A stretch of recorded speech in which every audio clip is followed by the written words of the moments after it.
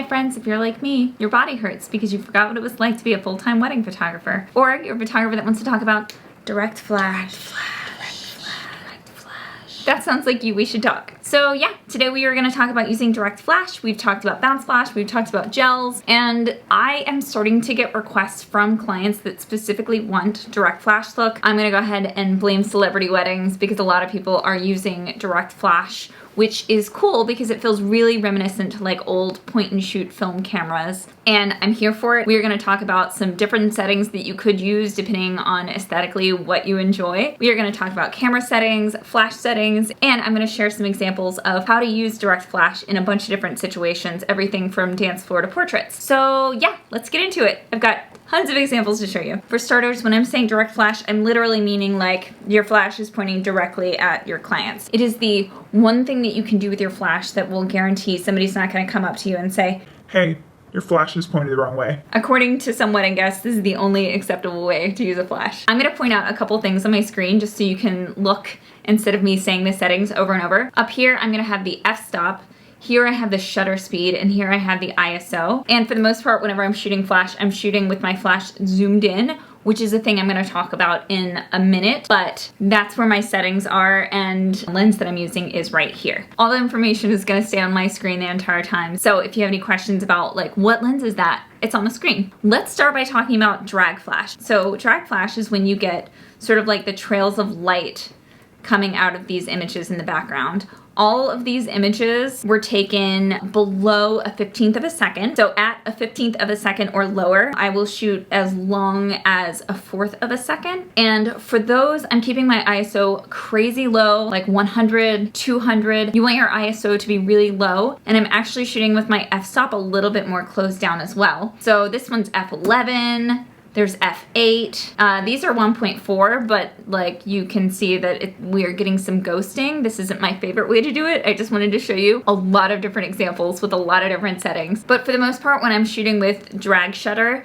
I'm trying to stop down my aperture a little bit and my ISO is gonna be really low. So this one is for 1/15th of a second is my shutter speed and my ISO is 160. What it is you take your shutter speed, you lower it to like a 15th of a second, and you take the picture, your flash fires, it freezes your subjects in the frame, and then you move the camera, swish, swish, and it's gonna create this movement around the images, and that's what's creating these interesting shapes up top. I feel like it's kind of cool sometimes, but if they do have bigger light sources or if there is a lot of ambient light in the room, then you end up with this weird ghosting that isn't necessarily my favorite, but I wanted to make sure I get some examples in there. My favorite way to drag the shutter is whenever there are string lights. So anytime there are string lights, I feel like it's a good opportunity to make little like swirly doos. The only thing that I will say settings wise about using shutter drag, you're going into your settings and looking at the flash synchronization and making sure that it is first shutter. There is first shutter, second shutter, and then high speed sync. We want to do first shutter whenever we're doing shutter drag. And what that's gonna do is if I'm taking a picture of somebody dancing on the dance floor and I'm doing shutter drag, I'm going to take the picture, it's gonna flash immediately, and then it's going to continue to record for the rest of the 15th of a second or 1/4 of a second as I move. Second shutter synchronization means that I need to set expectations for when I'm gonna land the flash. It'll record for, you know, a 15th of a second, and at the very end it'll fire the flash with second curtain sync, which doesn't really give us a lot of opportunities to like play with the swirls. You really have to like be more intentional with like, I'm gonna land here with the flash. I will post a link to an article where you can view it, but also if you go into the red menu, which is the camera icon, and go to menu 2 on EOS R6, if you go down to the bottom, it's under external speed light control. Your flash does have to be on for you to access this menu. And then it is the bottom thing, the flash function settings, and it's got a little icon and then it'll say first curtain synchronization. Easy peasy. So another thing that I really like about shooting direct flash is using wider lenses. My favorite lens, my baby forever, is the 50mm. This is the only 50mm direct flash image that I could even find in any of my images, and it was just because I don't back up during sparkler exits anymore. It's dangerous. I don't do it. And so I knew this was gonna be a really long walk, and so I had a 50mm on my camera for this specific image. Everything else that you see in all of these images are all taken with either the 24mm or the 35mm. I feel like I like having more things in the frame, specifically when I'm using direct flash, because I feel like it flattens everything out, so I need more context for it to show dimension. So this isn't going to be a thing that I'm probably going to use if I'm using like an 85mm during toast or a 50mm. I'm just not going to use direct flash with zoomed in lenses. I don't even have examples of it because it's just not something that I'll do. I feel like it flattens things out too much. For the most part, whenever you're shooting direct flash, I would say pop on your wider angle lenses. Again, most of mine are either 35 or 24, and I feel like that's like the sweet spot.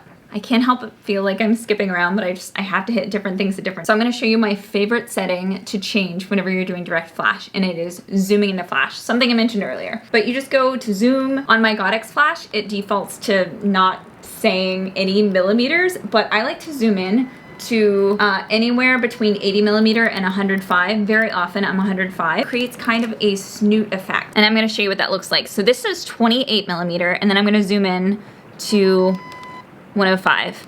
Do you see what it's doing?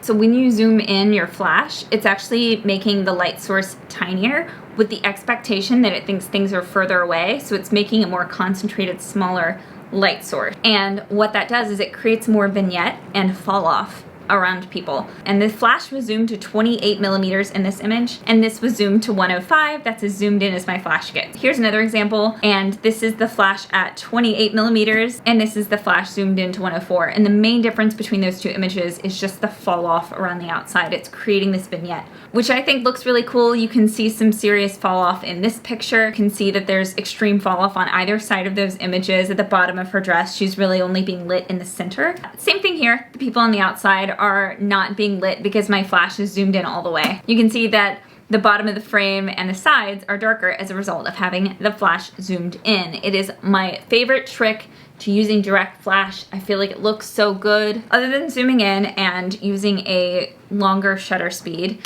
I'm going to talk about a couple different settings that you might want to take into consideration as you're setting up for direct flash. I took these examples specifically so you could see what the ambient room lighting would look like and what it looked like whenever we added flash. I'm using TTL on my flash. It stands for through the lens. It's like an auto setting on my camera, and I'm fine with it. Now I'm going to show you what to look for before you turn on your flash. So I like to take pictures that show me what the lighting looks like without the flash and then add the flash in. I have 3 examples here that show this. Here you can see that the light on the wall is pretty blown out. This is using the most ambient light in this like pretty dark room, and so I'm going to be adding flash to that. This one you can see that I'm capturing more of the ambient light in the room. I'm not blowing it out. And then I have another example where I'm very much canceling out the ambient light in the room. I don't want to see a lot of it, and I'm using a really low ISO. I'm using a really small aperture. I'm at ISO 100 and f4. So this is the conditions that I'm starting with before I add flash. So with the one where the back is blown out and I'm adding flash, this is the result. It's just a, you know, like the background's just blown out and he's bright. With the one where I'm balancing the ambient light so that nothing's blown out, this is the result. And just to compare those two, background blown out, background a little bit less blown out. And then with this one, we are almost entirely canceling or getting rid of that backlight. And so just to compare all 3 of those images, we've got background blown out, background not blown out, trying to cancel out the background as much as possible. The easiest way I think to get rid of background lighting is just to drop your ISO and to increase your aperture, because the shutter speed is really limited by our flash sync speed, which on my camera is up to a 2/50th of a second. 250th of a second, you don't have like a lot of leeway with making it darker by using the shutter speed, so you really have to play with your aperture and ISO as a result. So a big thing that a lot of people are doing are portraits indoors using flash. I haven't done a ton of experimenting with that, but I did want to show you what it would look like and what your settings might need to be. I would go into a space. I would definitely underexpose the image because you're going to be adding a light source to it. This is a starting setting for an image, and this is adding flash. I feel like this is a really cool look. I even feel like I have more leeway to be creative and sort of break more rules. Like I never ever go vertical with a 35 or wider. Basically anything wider than the 45 tilt shift, and I will not shoot vertically.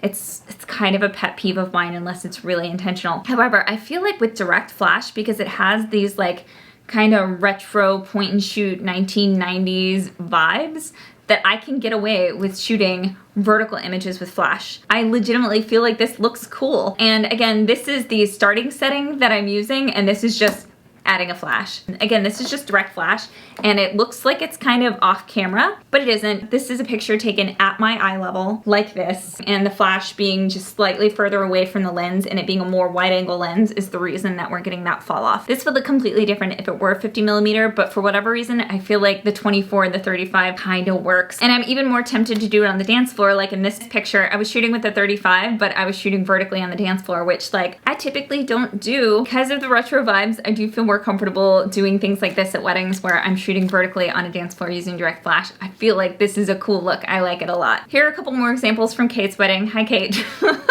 Here they are walking away from an ice cream thing. I also felt like this was super 90s vibes. So even though we had an off-camera lighting, and you can kind of see we had like a street lighting and a video light off to the side, and here you can see the video light setup. So since we had a retro vibe going, I just felt like we would keep it going here. I also wanted to say that there are a couple situations where direct flash can be super useful. I will often bring a video light, and the video light will save my butt, and I will prefer to do video light for things like first dances versus direct flash. I don't think first dances are a time where I would use direct flash, because I feel like first dances feel really like romantic, and I feel like I want there to be more dimensionality to it, and I just want them to feel different than I think direct flash feels. However, there are some very legitimate reasons to use direct flash. In this venue, for example, they had really vaulted ceilings that changed the flash as you're walking around whenever you were doing bounce flash. So it did feel like a good opportunity for me to do something easier, which was direct flash in this example. This wedding, where I'm in just a dark space and it's really hard to do bounce flash, as a result, there just isn't a lot to bounce off of. And there were like sort of these direct spotlights.